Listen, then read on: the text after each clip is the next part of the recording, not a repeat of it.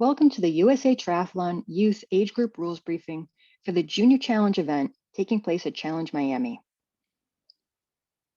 For general conduct rules, no unsportsmanlike conduct on the part of the participants, their parents, or supporters. Participants must complete the prescribed course in its entirety. There's no personal audio devices, earbuds, or headsets allowed or carried during any portion of the event. No unauthorized assistance of any kind is allowed. Parents or other non-participants may not run or ride a bicycle with a participant, nor may they provide participants any food, fluid, or equipment aid during competition. Race numbers must be displayed at all times. Swimmers must be clearly body marked, cyclists must display their bike numbers, and runners must wear their bib numbers. For swimming conduct, swimmers may use any stroke to propel themselves through the water. There's no flotation devices of any kind. Goggles and face masks may be worn, but they are not required. There's no artificial propulsive devices such as fins, paddles, or gloves allowed. Swimmers may not use any inanimate object to gain forward progress. If provided, swimmers must wear the assigned swim cap throughout the swim. For bike equipment, only standard drop straight or curved handlebars are allowed. No arrow or time trial bars may be attached to the bike or used during competition. All handlebar ends shall be solidly plugged. No disc wheels, wheel covers, or training wheels. Helmets must be CPSC approved, worn on the head, and securely fastened at all times on the bike.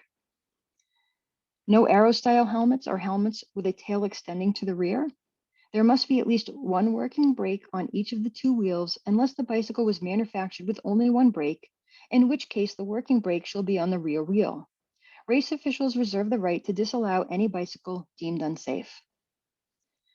For cycling conduct, shoes must be worn at all times on the bike, ride on the left side of the lane, pass on the right of the slower cyclist. No unauthorized assistance of any kind, including pacing during the competition, will be allowed. Ride no closer than 2 bike lengths distance behind a lead cyclist. Ride in a straight line without swerving, veering, or blocking the forward progress of other cyclists. Race officials may remove and disqualify any cyclist who appears to ride or behave in an unsafe manner. For running conduct, participants must run or walk the entire event. Shoes must be worn at all times while on the run course, and no unauthorized assistance of any kind, including pacing during competition, will be allowed. In the transition area, bikes must be placed and racked in the assigned area. Bicycles may be racked in the assigned area by the handlebars, the seat, or by using the kickstand, but they may not extend out into the lane of travel and must be upright in Transition 1 and Transition 2.